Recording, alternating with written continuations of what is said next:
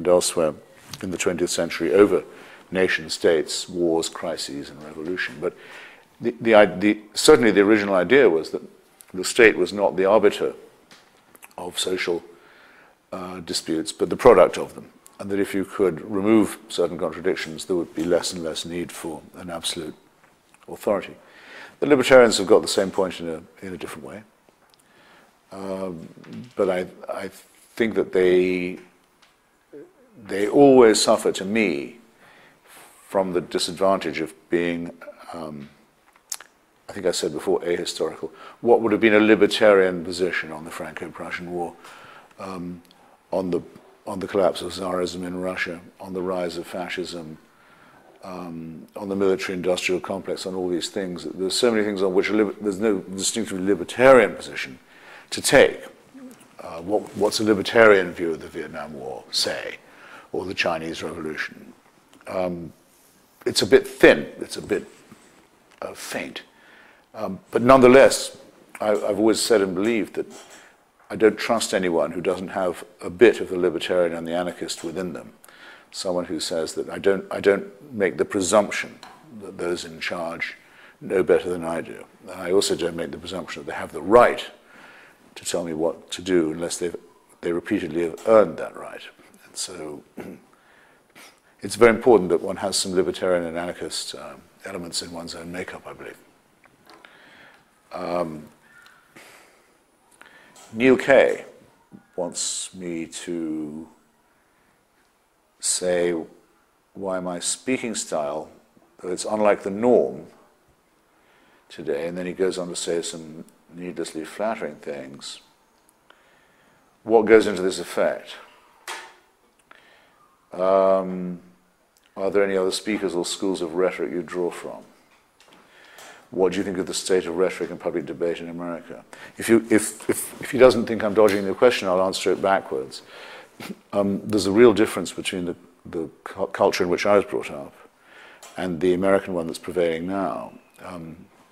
I was brought up to debate, where there was a clear-cut motion, win or lose,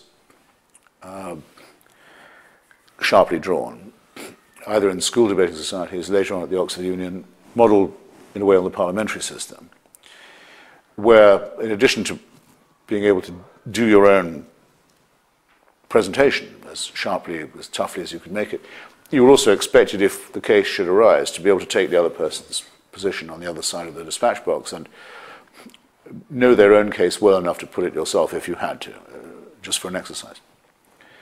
I think that is a good training.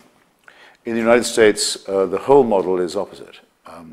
The Constitution is based on consensus building, probably for good reason, very plural, very various country. There's never been a debate in the Senate, though I've heard there have been such things reported as having occurred. There's never been one, as far as I know. All that happens is that different senators or representatives get up and give the speech they were going to give anyway and then sit down. They don't exchange. They don't do thrust and parry at any level at all. It's just, here's my view on this, and now the honourable gentleman can give his. There's no interpenetration of opposites. The same is true of presidential debates now, which in fact I think are wrongly so called.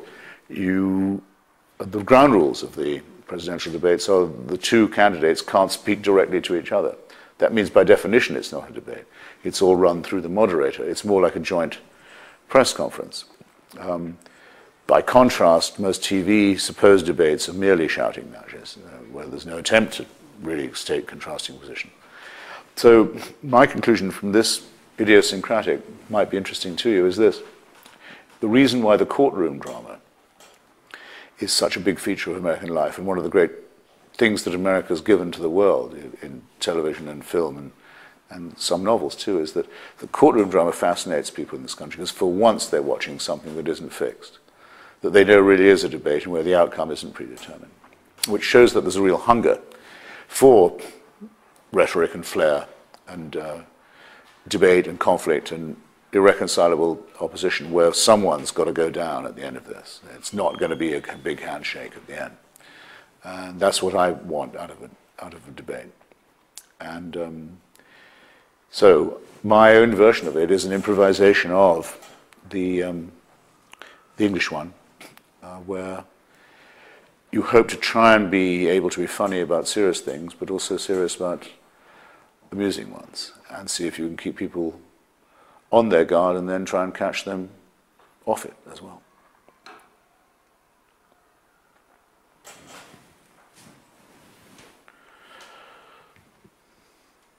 Yeah. I mean, I could add one thing if you liked. I mean, the method is sometimes called the Socratic one, where you start by asking questions. And you go on until the question's been exhausted. So that it's in a way a process of elimination. It's sometimes called also the Platonic symposium. The Passover Seder is vaguely modeled on and derived from this, where people sit around, usually with wine, not one of the few Jewish ceremonies that does insist on wine. Questions are asked, admittedly in a certain well-known order, but to the youngest person present, who gets the chance to be bright. And by the process of questioning, things are elicited. That's not exactly a debate, but it's a good means of ordering the mind. And a lot better than getting together in a church to give regular incantations where everyone has to be reminded again for the how many times a week it is, that they all believe the same thing and that they're absolutely united and agreed upon it. And you feel that that's always a sign of insecurity rather than confidence.